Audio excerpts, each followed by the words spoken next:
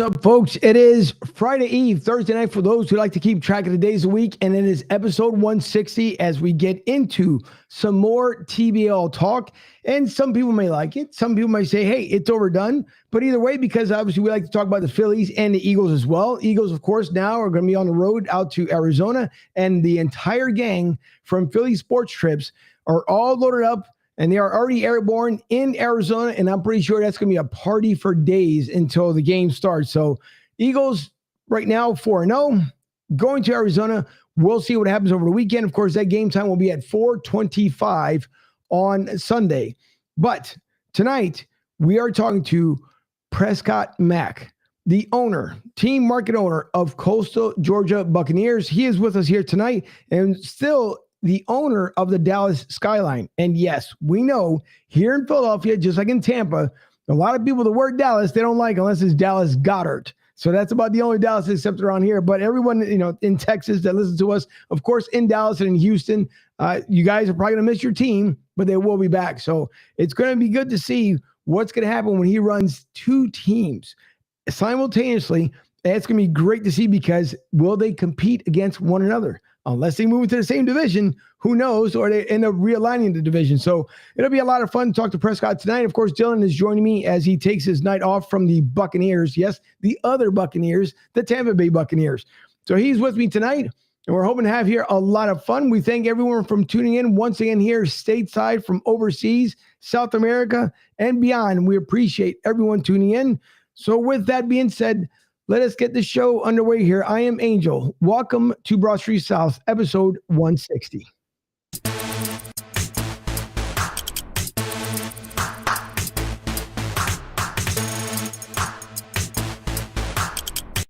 Usually at this point, I always say, introducing Mike Fuji here, but Mike is taking some time off to make sure he gets himself in a good situation, because he's doing so many different things in his own personal life that he's trying to balance a lot of great things that he's doing and make sure he has enough time to paint and roof and do all kinds of stuff. And then he'll be back with us. So thankfully, with my luck tonight, I have the young Dylan Spalding, the Tampa correspondent, the Tampa Mini Fuji. Listen, you're not Mini Fuji. Let's knock that one off. You're not Mini Fuji. We've talked about this before. You're not Mini Fuji, but I'm a good representative. I'm good for the effort of Fuji, if you will. But okay. The Toronto Blue Jay, the Buccaneer, all the names that you have known and love. Angel, tonight's gonna be fun. We got Prescott Mack, the owner of the CMO, I should say, of the Coastal Georgia Buccaneers. Excited to get to talk to him tonight. The TBL season, a lot of exciting stuff. A few new Canadian teams as well coming into the league. So a lot of exciting stuff happening here in the TBL. Hey, maybe there'll be an NBLC and TBL merger here in the future with a lot of the Canadian teams that have been participating against these TBL teams. We'll see. But a lot of exciting stuff happening here, especially in the Southern Division, which, as you mentioned, is going to be a very tough division this upcoming season. It is. It's going to be extremely tough. And speaking about being tough, we're going to bring in the man himself, Prescott Mack, joining us here live on the show. And Prescott, first of all, thank you for joining us. And as I was talking about prematurely here upon the introduction, the only Dallas acceptable around here would be your Dallas Skyline, because as you know, being from Texas, not too, fond between the Eagles and the Cowboys. But as you explained to us, you're an avid Cowboys fan, but that's okay, because tonight we'll just do a pass on that one. You'll be an Eagles fan just for the evening. Prescott, how are you? Yeah, I'm good. You get a pass there because y'all are undefeated, the only team in the NFL undefeated right now. So we'll let that slide. But yeah, I'm definitely a Dallas native, and happy to be here. Happy, to be talking to you guys today. Thank you. Listen, I appreciate it. And it's the big thing is with the TBL, as Dylan was just mentioned right now, to me, it's great to see in the market where they are right now. Earlier, there was a tweet night. Make sure I at least the first time I remember is Brian. He was talking about Jacqueline being the owner, first Asian female owner of the Seattle Superhawks. And he was saying how, exciting it is that you're having to have not only a female, but to have an Asian female be able to own a team and be a part of, this community with a TBL, because that's exactly what it is. It's a huge community. And there's so many different people and so many different elements, so many different ethnicities that have all combined to make the TBL what it is today. And that's thanks in part to obviously Evelyn and David for believing in everyone as much as they believe in them as well, to be able to do that. I mean, you even have a team right there in Georgia this year. They're going to be their first NFT team ever, where basically anyone and everyone can be part ownership. So, that's going to be exciting to see what's going to happen there, but more exciting for you guys because, as you know, the young Dylan here is a young Buccaneer. And by the way, in case you don't know, I didn't mention this before the show started. Dylan's about 15 years old. He's trying to get up to 21. Right now, he's 15 years old. But now he does the best he possibly can. But how did you end up, first of all, coming up with the name, the Coastal Georgia Buccaneers, and then why the move? So with Dallas, and I've been around the league since its inception. So I love David and Evelyn to death. Like they're like family to me. And I just been around the league. I wasn't necessarily an owner in the league, but just been around a strong supporter. By trade, I'm a sports agent. So I made my relationship with David by when he was the commissioner of NBL Canada, and I was trying to connect with him to get my players to play in Canada. So moving from when I got the opportunity to get Dallas, we had a lot of success in Dallas, and moving from Dallas to Georgia was a marital thing. So my wife is from this area, from South Georgia. And so we decided, once we got married, that we were going to move closer to her home and closer to her family. And I would still be able to go back and forth. And so that's what we did. And then when we made the decision to move, I got the go ahead from the league to start a second team. And with the success we had in Dallas, it was this market was kind of thirsty for it. And so, if I can duplicate what I was able to do in Dallas, in a big city, I could definitely have some success in the small area of McIntosh County, Georgia. No, and I know exactly where DeKalb County is. So where is McIntosh in relation to DeKalb County? Yeah, McIntosh is, so a lot of people know about Ahmaud Arbery and his tragic passing. He's in Brunswick, Georgia, which is Glenn County. The neighboring county to Glenn is McIntosh. So we are about an hour north of Jacksonville, Florida, and an hour south of Savannah, Georgia. So we're right on the coast, right in the middle of those two main cities, south coastal Georgia, southeast Georgia. So Florida, Georgia line, and nice, beautiful, exciting area. Just thirsty for some sports. All right, Ben. Well, listen, now you just mentioned the Florida Georgia line, right? So any connection that maybe you can get them to come perform at least one time? I wish. That's one of my favorite country artists. So I wish. They're good, and you figure why am I at loss for words here? The Nelly, they've made two.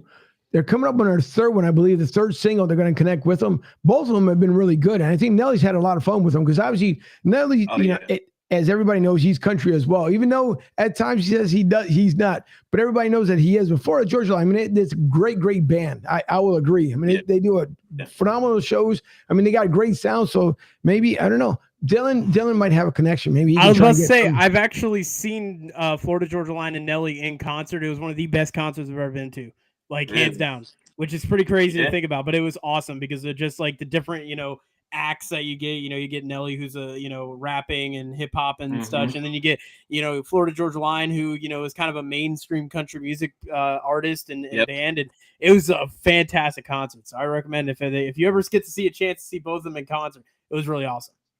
Yeah, for sure. Definitely looking forward. You sound like the plug, so I'm gonna be reaching out to you. Yeah, I'll try. I have some connections. So. Yeah, but we of course, like everything else, we like to have fun here on the show, and it's good to see, obviously, with being 3 years out in Dallas, and now again this switch that you have to go over to Georgia. What can you bring, other than the obvious success that you have in Dallas? what can you bring from there, from being in a community out there in Dallas, which is obviously it's a bigger city, so you're talking about a much bigger community, to now a smaller community to where you are. So what can you bring from that Dallas experience over to Georgia?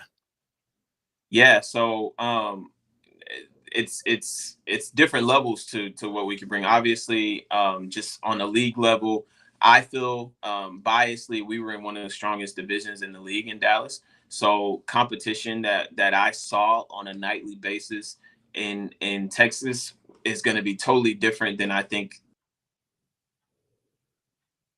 He'll come back. I think we lost him for a minute there. Yep, but he'll come back. It just sometimes it happens when the internet gets. I was going to say, Angel, real quick. He kind of was mentioning about the Central Division. The Central Division has really been a strong division the last couple of years. We've seen even guys who have came out of that division who have gone on to play in the G League. So, I'm guessing that's where he was going in terms of, talk about how strong this Central Division has been the last couple of years. We've seen a lot of great talent come out of this division and go off to the G League or go off to play in overseas. So, the Central Division has been very tough. And obviously you see a lot of former NBA players who are owning teams in the Central Division in terms of, Steve Francis over there in Houston. You got Beaumont, Texas with Kendrick Perkins. So, the basketball, the level of basketball there is definitely at a high, especially when you got guys like that who are leading the charge up there in the Central Division. I mean, people are going to come to play for a basketball team that's owned by Kendrick Perkins and other teams in the Central. So, but you wonder, Dylan, too, like you're bringing up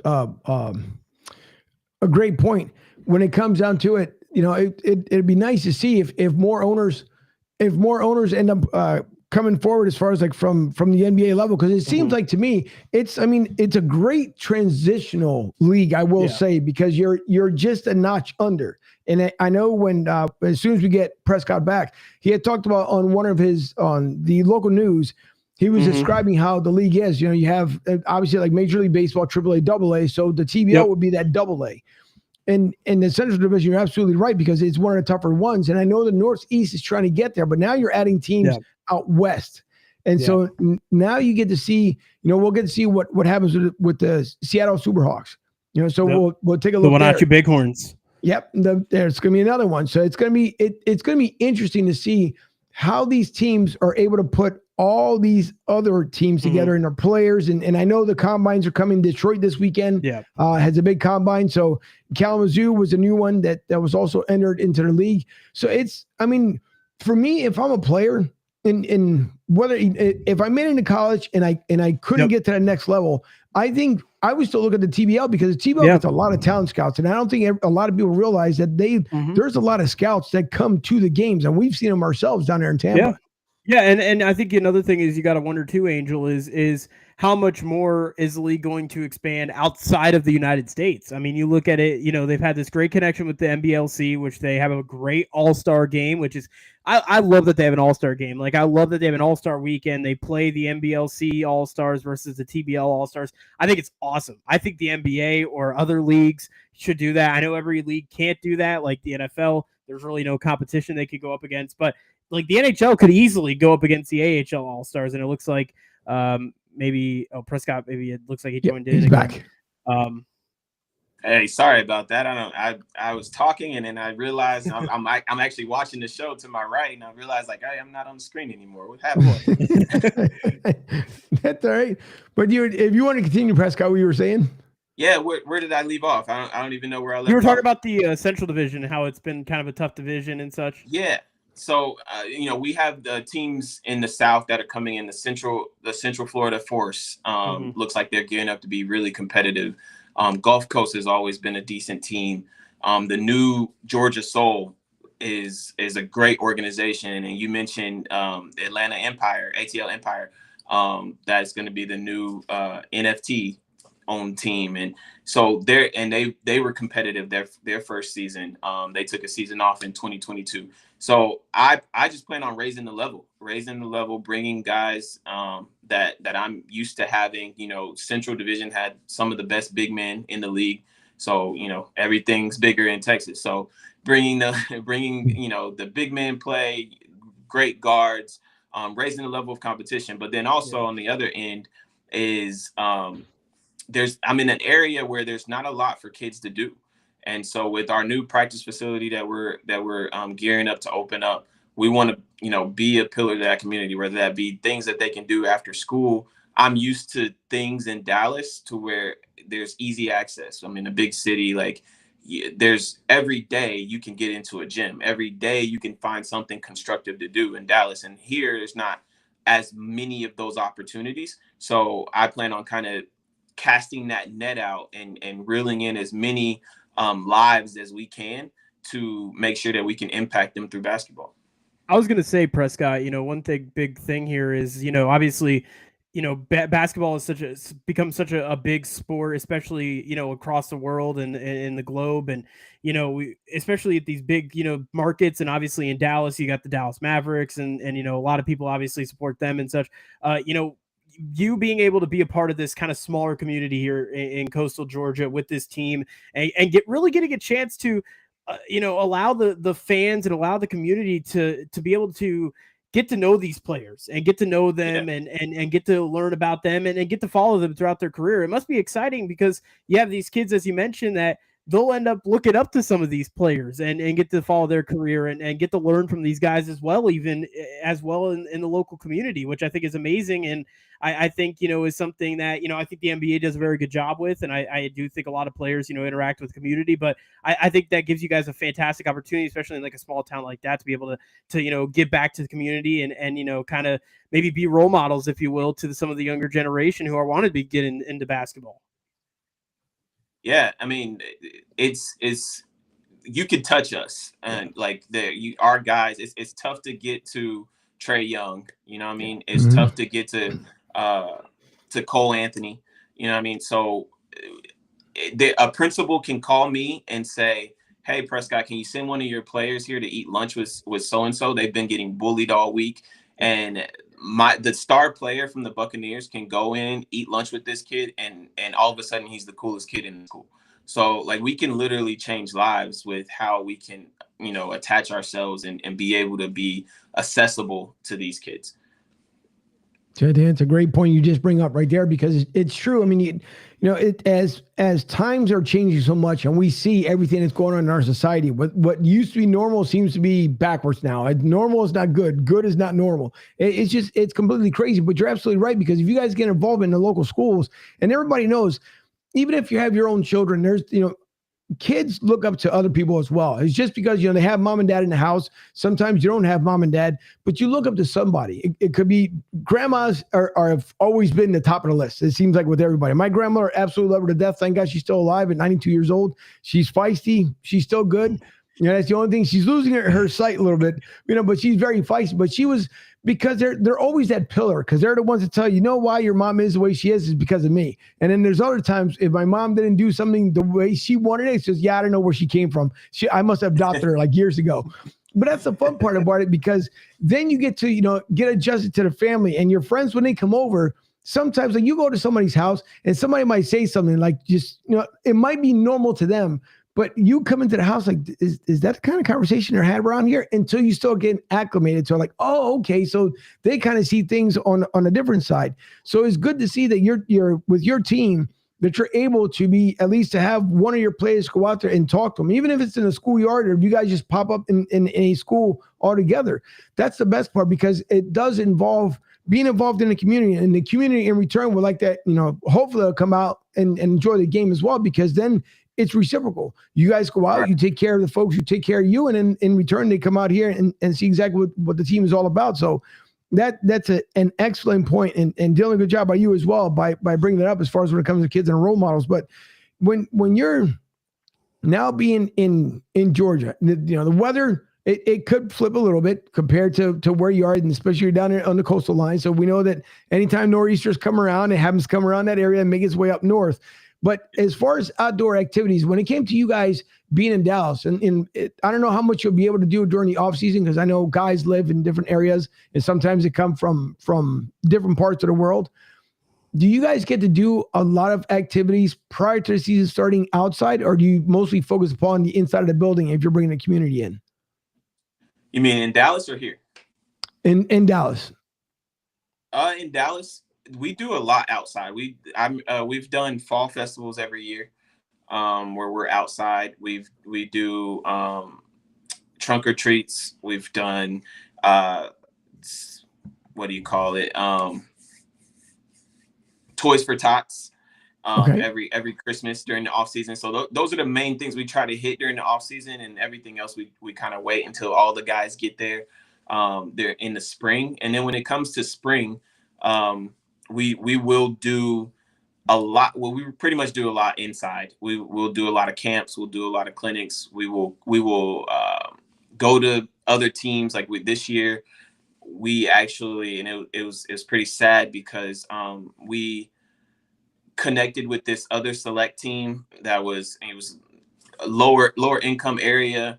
It was a group of guys or a group of kids that were in a select team, and we went to their games, we went to their practices, literally made their season. They loved having us around. And it was a good thing that we were around because we offered some extra support because one of the kids ended up passing away at the end of our season. But we were there to kind of put our hands around them. Our guys were there to mentor them, and it was a sad situation, but it's comforting knowing that we made that impact on them. They were able to lean on us.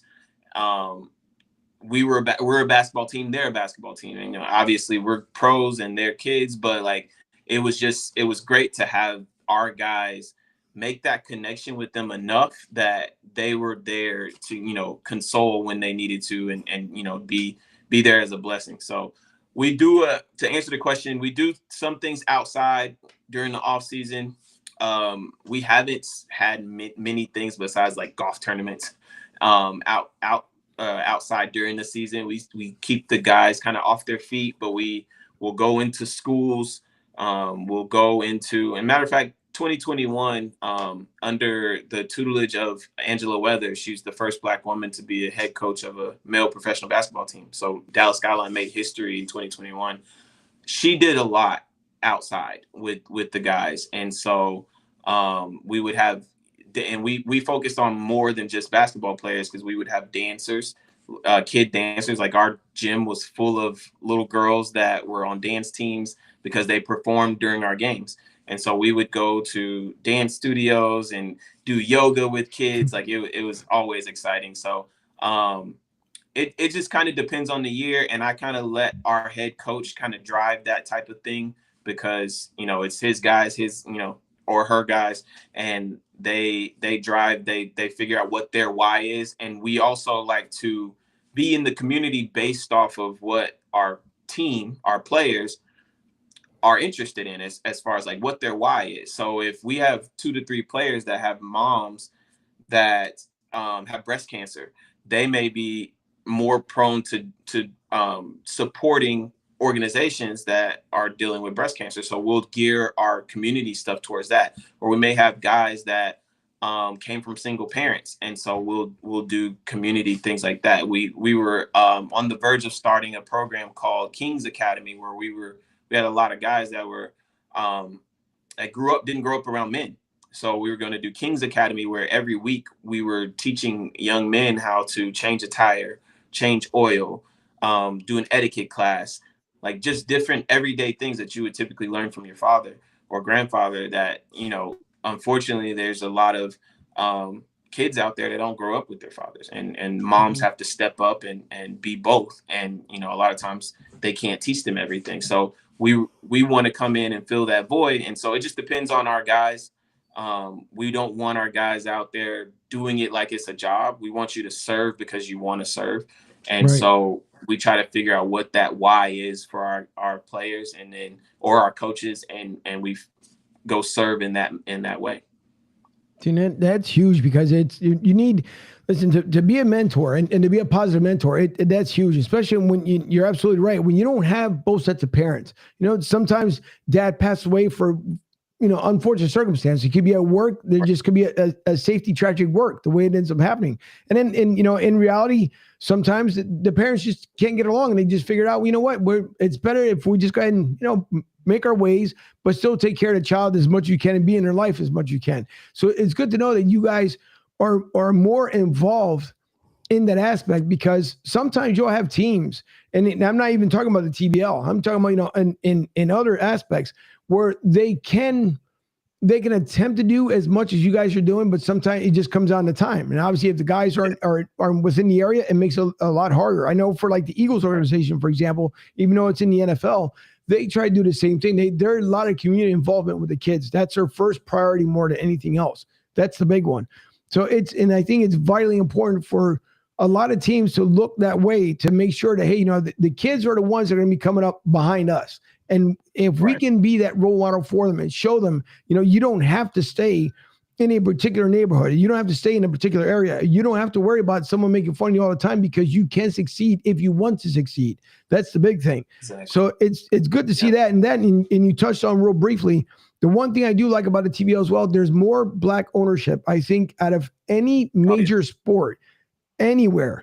And it's nice because, again, when you take out, and just being real, when you take out the stereotype of everything, when people say, well, you can't do it because you're this, or you can't do it because of that. No, you do it because this is what you want to do. You achieve a goal. You set a goal for yourself, and here's where you want to achieve it, and this is where you want to be. So it's nice that the TBL does have Black ownership, and that you guys can feed off of one another, meaning that you see that one has success and the other one might be lagging a little bit behind, where all you guys as a family can all talk and say, listen, this is what you might be missing. You got that one little skill that you're missing. So it's good to hear. A lot of things you're saying tonight, I would say, is very impressive, because it's good to hear everything and all the involvement you guys have, how you end up looking for yourself within your own community, especially being in Dallas, and now just bringing that over to Georgia. I think, that's going to play huge in the community that you're in.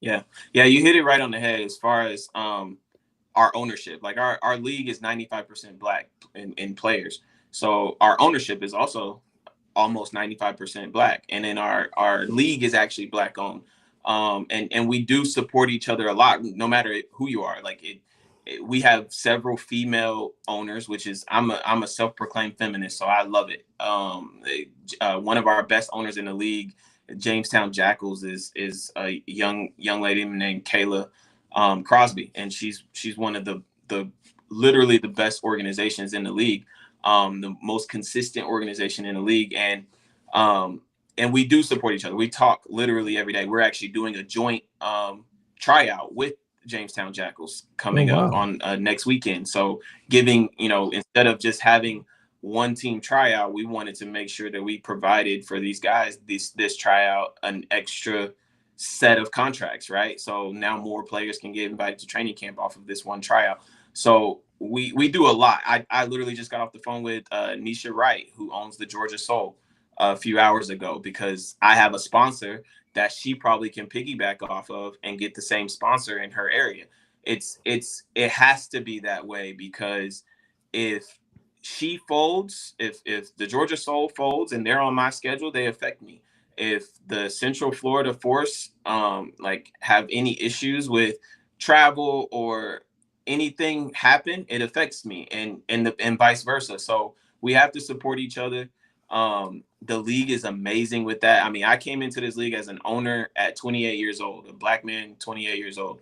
And so the fact that I've gotten so much grace from the league, and they've supported me to get to this point where I kind of know what I'm doing, is amazing. I wouldn't have gotten to this point if they wouldn't have given me a chance at 28. And that's another ministry that I have to kids, is like, hey, basketball is my life. Literally, it pays every bill that I have, and I'm an agent. I own these teams and all of that. It pays every bill I have, and I've traveled all over the world with this ball, but I don't play. So you don't have to necessarily dribble the ball to make it your life, and so you can use your brain with this. Like, you can literally do anything you want, any industry. That's what's amazing about sports, is any industry that you want to be in, you can use this ball to be in that. If you want to be a doctor, guess what? You can be a doctor for basketball players. If you want to be a lawyer, you can be a sports agent. If you want to be a photographer, you can do sports photography. Like, it's my mission is to make sure that kids know that we, especially Black kids, you don't have to dribble or rap, and you can still be in the music industry and in the sports industry, but you don't have to be the entertainment. You can literally be the person behind the scenes and the one that's using their brain that has the education and still make basketball your life. I'm around a child's game every day of my life, and I get to use this child's game to do big boy things, and I love it. I was going to say that's well said right there, because I was actually going to say something similar as well to that, because that's what's so great about the TBL is it's given so many people so many great opportunities to, get into the sport of basketball that, it's very difficult to obviously work for these NBA teams and these G League teams and such. And what's amazing is, you can work for a pro basketball team in your area and it's 5 minutes down the road and you get the chance to live out your dream, and it doesn't matter what your background is, and I think that's incredible what this league has given the opportunity beyond just the players itself and the head coaches and all that, but for the people who are working behind the scenes, as you mentioned. I think that's really, it's truly beautiful thing to see. It is, and you're right, Dylan. Both of you guys are right, Prescott, because it's the same way. It's nice. I don't think that's where I think a lot of people end up getting the TBL kind of misconstrued, because every day when they put out a message out there, I try to make sure that people understand it's about an opportunity. They give you the opportunity, and you said yourself, Prescott, you guys all help one another, and that's what builds that community. Even just taking the outside community itself, the inner community that you guys end up having to make sure that no one falls, or, talk to each other like what's going on. That's the best thing ever, because you don't ever want to see someone fail. Nobody. Right. Male, female, it doesn't matter. You don't want to see them fail, because you want to see how much potential they have and what can they do. And in the same way, if there's a key that you have, then you can share with someone. That's the best thing. I've been to jobs before when you ask somebody, hey, all right, so I kind of crafted this area here. What else can I learn? Oh, I'm not going to teach you that. Well, why not? No, because then you end up taking my job. Well, if you look at it, it should be that you're training me to be as good as you. And then, let's just say if there is an opening somewhere, they'll say, well, who'd you learn that from? Well, I learned it from Fred. He told me, what to do over there. Now Fred gets to move the position because he trained me and everything that he knows. So if people would understand that concept a little bit more, I think we would see a lot more success in this world. It's just that sometimes, can you be selfish? All right, if it's a favorite food or something, I'm like, oh, listen, and I'm out with the friends and everything else, and this cheesesteak is really good, so I don't think I'm going to be selfish for a minute. That's different. But when you're talking about when you can make a business, just like you said, at 28 years old, to be able to own your own business and to be able to do what you do, even as a sports agent, which I'm pretty sure that had to be extremely tough, because I'm going to get to that in a minute, but I'm pretty sure just getting to that level to where you are, it had to be extremely tough, because it's the willpower. It comes from you, from Prescott. Like I set my goal. Here's where I want to be. Here's what I want to do. And I'm pretty sure you're not done yet as far as all the life accomplishments that you want to end up doing. But as a sports agent, and I'm going to bug you probably after the show, because my cousin, her son, is trying to get into sports agency. But as I told her to tell him, he's a good kid, but very shy. And I remember when in high school, still to this day, I always say all the time, I'm a nerd. And the one thing that I probably ended up missing out was, like, all my friends would talk to the girls and it was real easy. Well, you give me a keypad, I'll show you what to do. But to talk to a girl, I didn't know, because that wasn't for me at the time. For me, it was like hanging with my friends and having fun and enjoying it. But it took me a while to finally start knowing, like, okay, you have to speak to people, to network with people, and make sure that just because you speak to them, it doesn't mean you want a relationship, in that manner. You just want a relationship where you guys can talk and figure out, okay, who's your friend here and what does that person do? So going into sports agency, which again, it's not the easiest thing in the world, because there's times where you have to put your own emotions, your own feelings and everything else to the side, because you have to be better than that next person because they're looking to be better than you.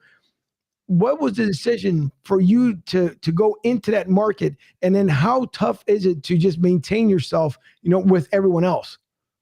Yeah. It's crazy because I started that young too. So I knew kind of early on that playing the game wasn't going to be my bread and butter. So every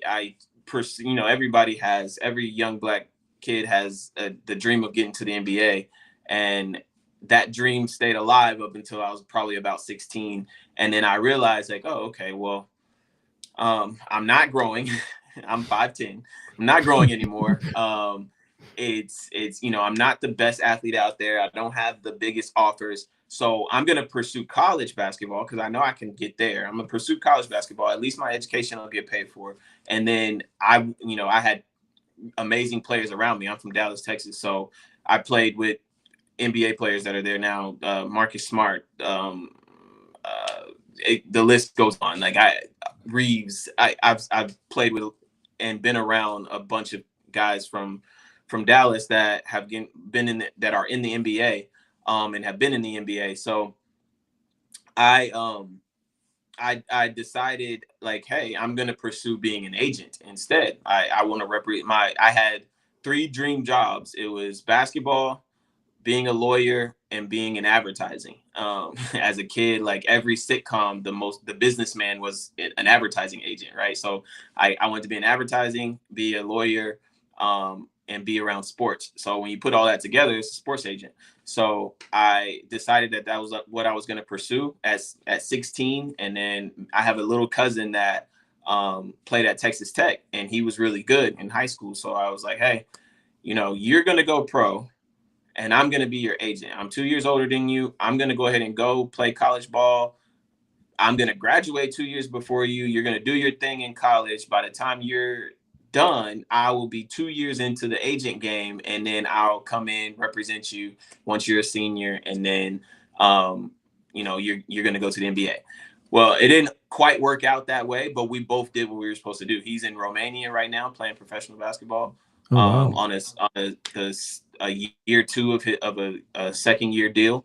And I'm a sports agent. So we both did exactly what we set out to do. It didn't work out like the step by step, like how we wanted it to, but he finished school in 5 years instead of 4. I ended up getting him his first, professional job, and the rest is kind of history. So I knew early on what I was going to do. It is very difficult. So I've been in this game for 10 years. I became an agent at 21 and still don't have my first NBA player. Still, like, I'm still grinding. It's still like a constant, like, I'm still probably a low to mid-level agent. I'm still not at the top of the game. I'm not Rich Paul. I'm not Bill Duffy. I'm not these guys. But I make a living. I have tons of connections overseas. I still have to, grind every single day. And it is cutthroat. You're gonna get to the point where you feel like, oh, I got me one. Like, I got one. We're good. This one's gonna lead to the next one, and this one's gonna lead to the next one. Mm-hmm. And then all of a sudden, you may get a player that you think is kind of your meal ticket, and then he can get snatched, or she can get snatched right under you. So it's very cutthroat. It's very Jerry Maguire. So but I love it. There's nothing I would change about it. Like, it is a constant grind. Like I said, I've been able to travel all over the world doing this, and I identify as a sports agent, even though, like, I may have more success being a team owner. I have more success, training kids or being a coach or whatever. But anybody that asks me, like, what do you do? Well, I'm a sports agent. And, that's kind of my bread and butter, what I love to do, and what I hope to die doing. Hey, Prescott, real quick question for you. Again, you obviously continuing off your sports agency career that you've had so far. Has owning the 2 teams, obviously I know Coastal Georgia just started, so maybe not so much Coastal, but has owning Dallas allowed you to kind of grow that sports agency career for you? Are you allowed to actually get to work with the players in terms of like getting a chance to work as their agent? Is that even possible? Because I know there's some rules and stuff, obviously, but I wanted to ask in that sense, Rome, has that helped you at all in terms of, getting more clients and getting more players to join on? I wouldn't necessarily say that and there's no rules. It's the Wild Wild West in the TV. Yeah. I can imagine. But I definitely have helped players get jobs. I don't necessarily become their agent. I did try that, and it just doesn't work, because what happens when you have to cut your own client? It's tough. And so I've tried that, but I do help my guys get whatever they choose to do after this. And I try to put them in positions if they want it to go. And a lot of times I have gotten to the point where my players that play for me in the TBL wouldn't necessarily be players that I would represent because they're still on the come up, right? They're not ready for me to represent them yet. But what it does do, just like your nephew, Angel, or isn't your nephew or my cousin? Your cousin. Just like your cousin, I had a hard time learning how to network and learning how to like just having that kind of complex of going to people saying, hey, I'm a sports agent, and them automatically like, you're an agent, like, you know what I mean? So agents are the devil, so being the team owner has given me opportunity to reach other connections and network better, because now I can say I own Dallas Skyline to get my foot in the door.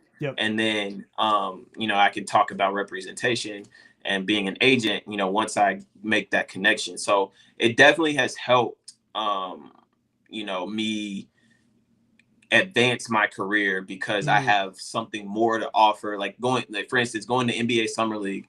If I go to NBA Summer League, I can wear like Dallas Skyline gear and people know who I am. And then, now I can talk to some people. Now I'm getting connected to this person, getting connected to this person. But when I was, as a low level agent, if I wear my agency logo in a t-shirt, they don't know who that is. They don't know what that is. And they're like, hey, I'm Prescott Mack, I'm an agent. Well, who do you represent? And then all of a sudden it's like, conversation's over. So Gotcha. It definitely has helped me for sure.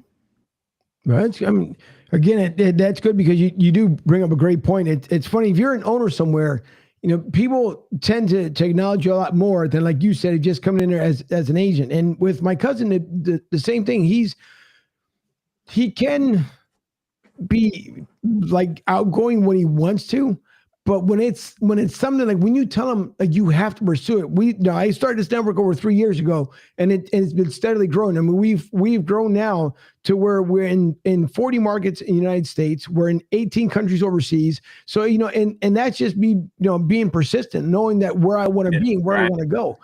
And I'm still not done yet. At the age of 52, 25 for most people, because I put a mirror in front of me and think if I see myself reverse, it'd be 25 instead of 52. But the big thing is that you never stop. That's one of my big beliefs. When people say, "Oh, you're too old," okay, if that's what you think. For me, it's, I'm always going to continue to find what's going to be my next niche. How can I make myself better? How can I make the product better? And then networking with different people, you get bits and pieces of what they've done. And they may not give you, like, I'm not saying a secret, but they may not tell you exactly, listen, if you do 1, 2, 3, that's exactly how it's going to work. It worked for me. It may not work for you, but here's, a step that you might be able to use. And so, it's a lot of great points that you make, because it's the toughest thing to approach people and tell them that here's what you want to do, especially when it comes to sponsors, because if you become established, then they tend to open up the door a little bit more. When you're brand spanking new and you tell them, hey, here's what I'm doing. Yeah, that's okay. That's nice. All right. Yeah. Just leave your business card there, and then I'll talk to you a little bit later on. So the moves that you're making and everything you've done with Dallas, I really hope that continues that same success in Georgia for you, because now putting together a brand new team, and like you said, you're going up to the combine. How tough is it going to be to, and I'm not saying make the same identical roster that you had in Dallas, but how tough is it when you guys go to the combine and you might have, because you only have so many roster spots. What happens if you have that one guy that you feel personally could be that next, NBA level type, but you got to make the key decision. Like I could get this, player A, but player B shows me a little more tenacity than what player A does. Oh, he may have cut out, and he'll end up coming back. I'm gonna say I don't know if I could answer this one, Angel.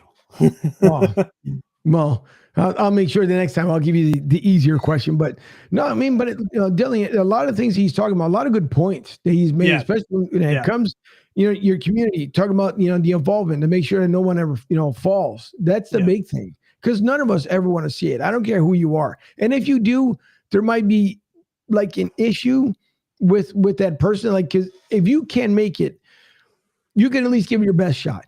And if there's always someone you'd hope at least to be able to go out there and just say, hey, look, I'm trying to give it my all. For some reason, things didn't work out the way I wanted to. Yeah. Let's see what's going to happen next. So, I mean, he makes a lot of great points as far as everything he's talked about within the last 40 minutes. It's been phenomenal.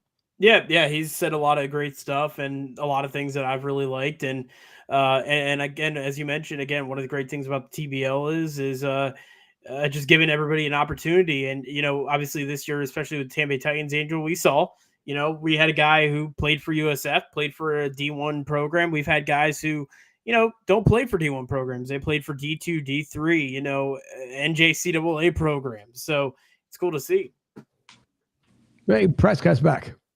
Man, sorry about that. Okay. Internet is hard to come by these days. No, it's all right.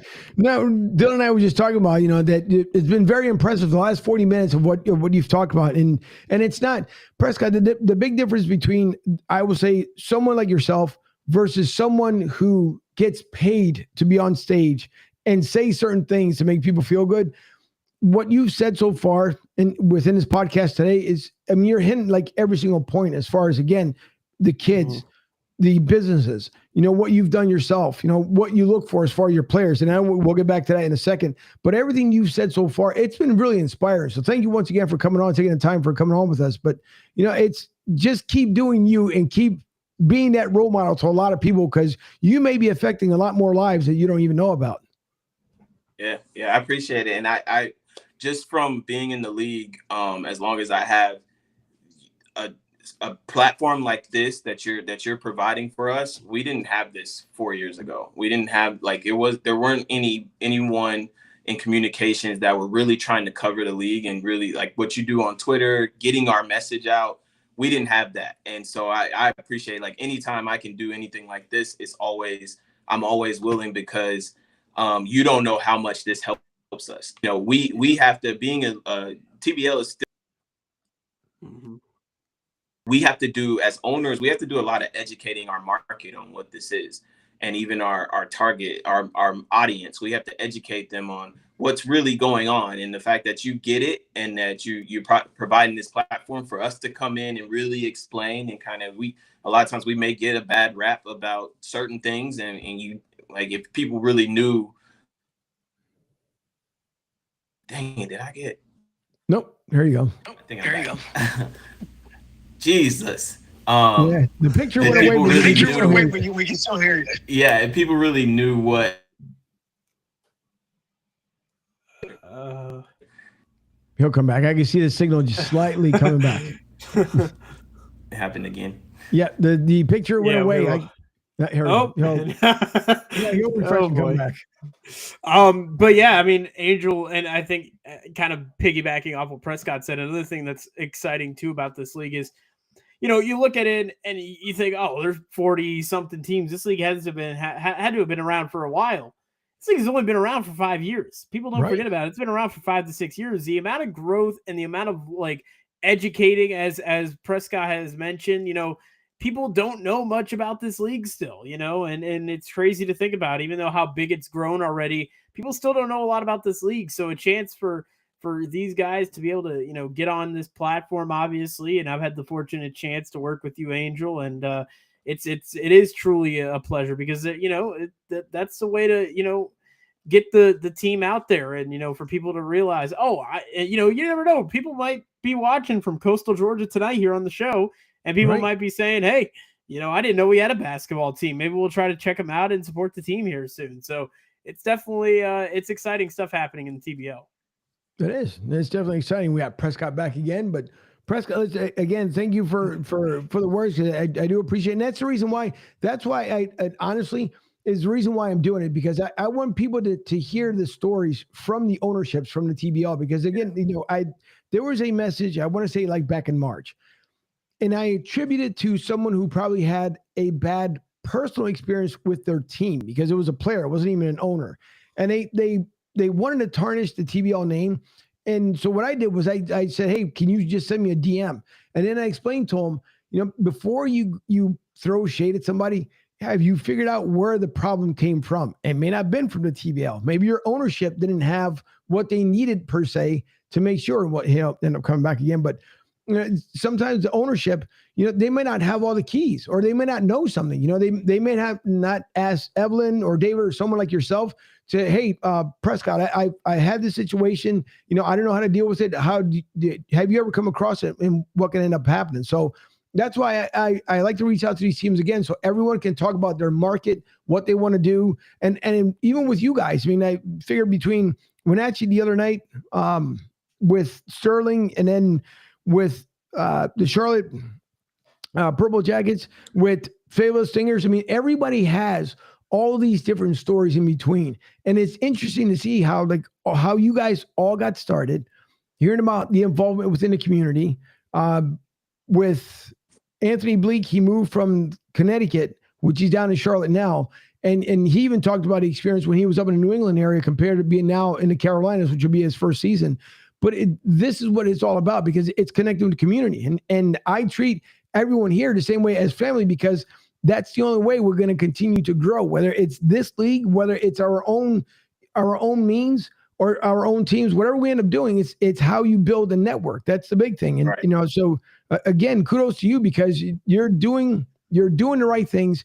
And I'm pretty sure a lot of people, when they get to hear this replay, when they watch it, whether it being on our website or hearing the audio download of it, which will be after the evening's over here on the replay, they'll get to hear the message that you put out there. And I think that's going to be really, really important, because people need to hear more positive momentum today than anything negative, because it's so easy to get into that negative spiral. And so it's a good thing that you continue to do what you're doing. And I hope for you and your wife, the success you guys want to have in this team, I just hope it continues and grows as much as it did in Dallas. But to kind of get back to where we were with the players, when it comes down to having that key player, what would be it? And again, if you have a guy on that NBA cusp level, but this one just has that little more potential, what would be like the deciding factor for you, for example? Not saying that you've had that experience right now, but if you had an elevation to that level, what would be the deciding factor for yourself?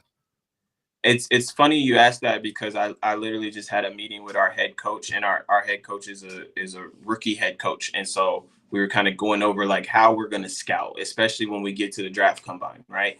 And I told him, there's 3 factors, and talent is actually the 3rd factor. It's the last thing that we look at. So first, it's a need.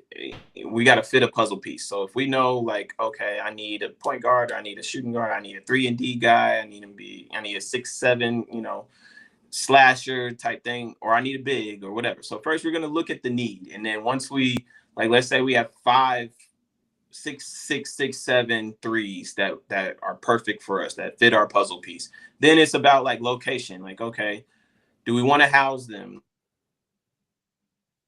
Oh, just when he gets to the good part, I'm gonna say we're gonna have a. Oh, did it go away again? Yeah, but welcome back. It's almost back, Prescott. It's when it refreshes. So seems like when the internet refreshes, it'll end up coming back, but it'll end up coming back, because we're getting to the meat and potatoes of the question. Yeah, he's off. I was gonna say we're gonna have a cliffhanger there. No, he'll end up coming back. It's just tough, man. It's just, listen, we rely upon our internet companies to try and do the best they possibly can, and sometimes it all depends, truthfully, where the area where you live at as well. Sometimes it is the magic of the internet that we have to rely upon. So once working for an internet company, I know how frustrating it can be when you walk into somebody's house. Like, so are you going to be the one to fix my problem? I hope so, as long as you don't kill me. Yeah, I'll try to do the best I possibly can. But it's equipment. Yeah, it's tough. The summertime. So for those, as we wait for Prescott to come back, in the summertime, and Dylan, in case you know this one either, if you have, hey, Prescott comes back again. I was just schooling Dylan here a little bit when it comes to the internet. So I used to work for Comcast years ago. Yeah. And when your line extenders and your amplifiers start going bad, you'll have like mix up and things like that. And that's probably what you're experiencing. Even though it may not come per se from your house, it's probably just coming down the line towards your house. Yeah, we had that hurricane. My internet's been going in and out since the hurricane. So, and I do have Xfinity, so Comcast. So it's Comcast, yep. Okay, it's frustrating, but hopefully I'm good. I switched up again my internet, so hopefully it doesn't go out. But Right. try to wrap this up. So second thing would be like housing and location, and making sure that they can have an impact. The third thing would be then, do we think like which one's better, which as talented? So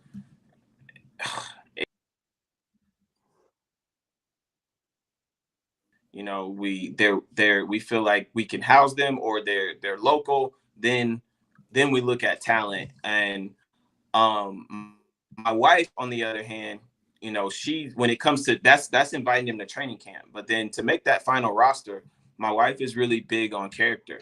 So we have a saying, we've had it in Dallas, like, whether I wear that jersey or you wear that jersey, we're going to sell the same amount of tickets.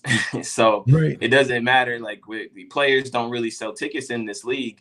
And so that's not why you're here. You're here for yourself. You're here to get your stats, your film, make you some money, and go, right? I don't want you to play here multiple years. I want you to get what you need to get out of this and go, right? I need you to help me sell tickets, right? I need you to help me get there through tickets, not. And so we're trying to build an audience, right? So we're trying to build a market and fans. And so part of that is what we do in the community. It comes like full circle. So if we have a guy that we don't feel is going to be able to go into a school and handle themselves accordingly, then they can't play for us. If I can't take a guy to a Chamber of Commerce meeting, and they hold themselves to a good standard, then it's going to be tough for me to sign them, because I need you to do more than just play basketball. The hours that you're actually on the court is like barely a part-time job.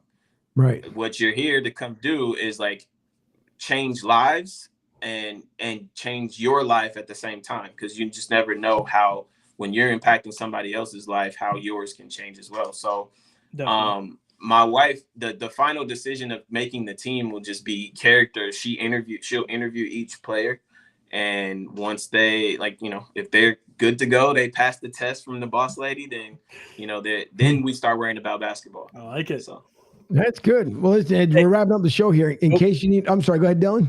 Yeah, I actually have one more question, Prescott. I wanted to say this in our last episode that we had to one of our CMOs that we had on the show, but I'll ask you this. You've obviously been with the league since the beginning, or since the early inceptions of the league, and you've seen this league grow to greater heights. And I think, a lot of people could have ever imagined, have thought of this league growing too. Right. But women's basketball is a big thing. The WNBA has grown to become a big thing. Could you see a women's version of the TBL possibly? Or, maybe it doesn't grow as quick as the regular TBL does, but do you see possibly in the future? Because again, the main goal, it feels like, for the TBL is to be able to give opportunity. And obviously, as it says in the main title of the TBL, it's where the spirit of the game lives. Do you see possibly down the road a women's version of the TBL? Because I think that would be very awesome to have a women's version of the TBL, and it would show really the amount of opportunities that this league has given to everybody around the country and really around the globe. Yeah, there's talks. It's been mentioned. Mention is as far as it's gone, because there's other leagues out there. There are pretty good women's leagues, like semi-pro minor league women's leagues out there.